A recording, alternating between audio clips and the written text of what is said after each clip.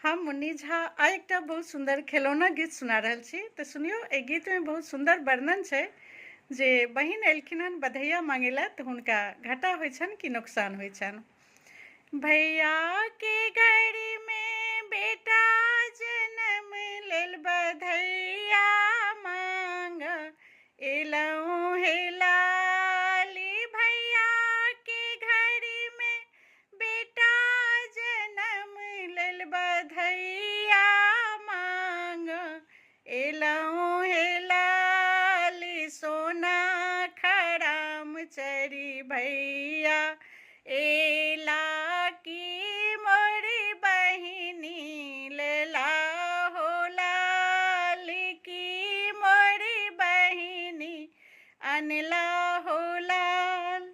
सोना के हमें माथा ले लो, रूपा के हमें करा हो लाल। रूपा के हमें करा हो लाल।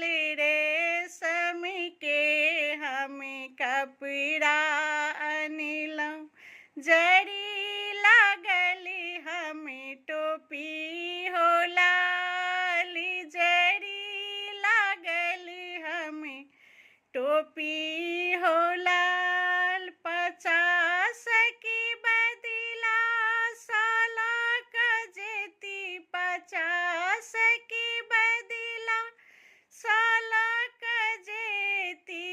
रेशम साड़ी पहिरती हो लाली। रेशम साड़ी पहिरती हो लाली। भैया के घड़ी में बेटा जन्म लेल बधैया मांग एली हे लाल।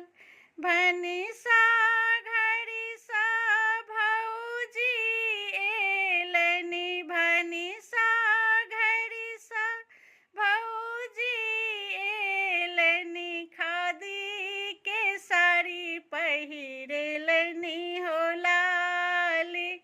खादी के साड़ी पहिरेलनी हो लाली। सके बदला 50 लक जाइ छथि, मूड़ो में हानि भेलै हो लाली। सके बदला 50 लक जाइ छथि, मूड़ो में हानि